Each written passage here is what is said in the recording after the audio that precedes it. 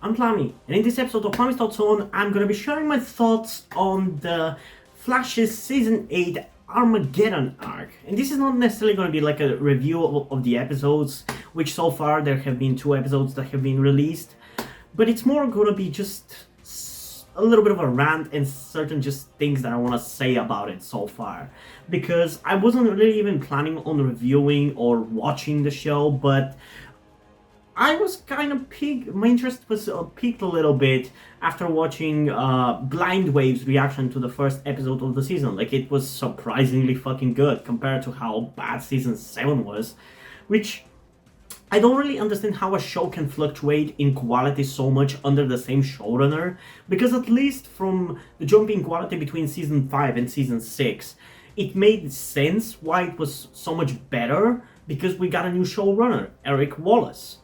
But then, after the first 2 episodes of season 7, which were supposed to be the final episodes of season 6, it was just garbage, and it was dumb and stupid, and it was just so fucking bad. It was completely unenjoyable. It's the worst TV episodes I've ever fucking watched.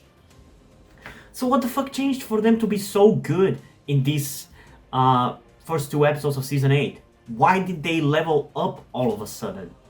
It just doesn't make any sense to me, because the CGI is better, Barry's more of a powerful superhero who knows how to deal with stuff instead of constantly asking questions on the earpiece. And we have a really cool fucking sequence where he saves people from trains that are about to crash into each other. Where the fuck was this shit? Like, for the last 3 or 4 seasons. Like, even season 6 wasn't good in this way. Like, why? What changed? And it was really cool seeing Barry be a badass superhero, like how he should be, where instead of constantly being beaten and defeated by the enemies he's fighting in the Villain of the Week battle, he instead obviously is more powerful than them, and it's just cool to see the way he's going to defeat them, not whether he's going to defeat them or not. Because we know he's going to defeat them at the end of the day. They're Villains of the Week. And it was really cool to see him be so powerful and so confident. That was really fucking cool. There were a couple of weird moments in the first episode where, for some reason, Cecile was kind of bothered by Chester mentioning the word death, which was weird. And I thought it was going to be bad writing, but it turned out to not be bad writing, but actually kind of smart. I want to commend the showrunner and the writers for that. That is actually kind of smart to set up something weird like that in the first episode and not explain it at least until the next episode. That is kind of fucking cool. And yes, in some ways, one might say that it's the bottom of the barrel when it comes to continuity and stuff, and just setting up more long-term storylines. But I like it. So I'm gonna point out how cool it is. Because it turns out in the second episode that Joe is dead, and Barry for some reason doesn't know? Which I'm really curious how exactly they're gonna explain that. How the fuck did Joe die? Why does everybody think Joe's dead? Why Barry doesn't know that he's dead? And why did we as the audience didn't question that earlier in the first episode, for example? But the main reason, and the main thing that I want to talk about in this video is also the reason why I decided to make this video, because even though it's better, I'm still not watching the episodes myself. I'm watching people's reactions to it on YouTube, so I don't really have all the information and everything. But the reason why I wanted to talk about this storyline so far is because it's literally the storyline from season 4 with the Thinker, and even a little bit of the Elseworlds storyline. Because when you think about it, it's kind of a fusion of the two. The Elseworlds storyline ripoff comes from the fact that there's this powerful alien guy who warns us about something bad happening in the future, and how the Flash is not going to be powerful enough to stop it. Which is the same as in Elseworlds, pretty much. And the ripoff of the Thinker side of things comes from the fact that Barry is obviously in the right. He knows that something is wrong, but Team Flash acts like fucking morons, as if they have not gone through shit ton of weird stuff like this. I don't know. And similarly to how in season 4 they don't trust Barry until he shows proof, now they don't trust Barry that something wrong is fucking happening. They think he's fucking crazy because he doesn't remember Joe dying. Why wouldn't you trust Barry when he tells you that something weird is happening? Why? It just boggles my fucking mind. I don't understand why the writers write it like that. And it's really fucking mind-boggling, especially because in the Elseworlds crossover, Oliver literally calls this shit out. Calls out how Barry needed his team and they weren't there. It's just fucking dumb. And it's even more annoying because we've been there and done that shit. They should instantly listen to Barry and believe him when he says that something is not right. Because he can change timelines, he can travel to different dimensions. Why would you not think that he might be not affected by whatever is affecting you?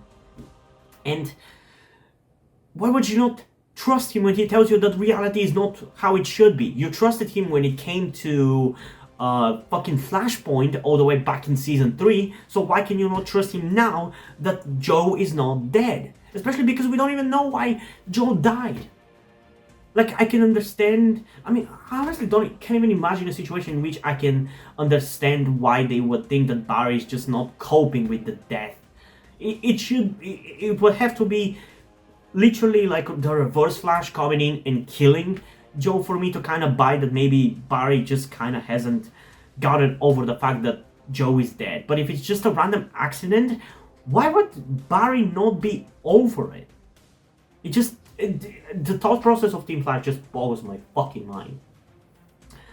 Another thing that I liked about episode 2, though, is kind of how there's like some stakes and bad things happening. Because Star Labs is shut down. Like, who thought that was gonna fucking happen? Like, it was kind of shocking. Especially because after like 7 seasons of Star Labs just being a place that our main characters stay and that being their base, you kind of forget that it's like a star laboratory with like dangerous stuff and everything.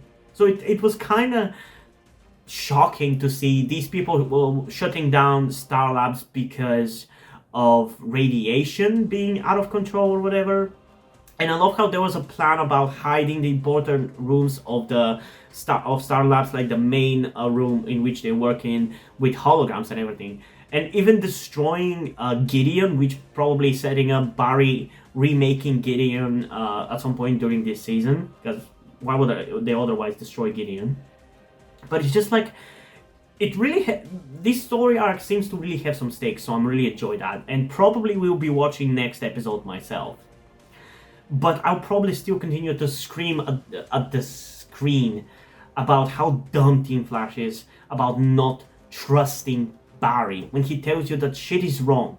Why would you not trust a dimension traveling, time traveling, super fast speedster about the fact that reality is not real? Like, the characters in Flashpoint trusted Barry that this is not real. After Flashpoint, when he came back to the actual reality, they trusted him as well when he told them about what happened. But now they don't believe when he tells them that Joe should not be dead? Like, again, I understand that because of the villain of the week who was controlling minds, maybe she did something to Barry. That is kind of like a plausible deniability argument, and I kind of like that they kind of did that in this episode. But it's still fucking dumb, and Team Flash should know better, even in that case. There should be a way that they can track whether Barry's memories are affected by that meta, and whether he truly believes that something is wrong.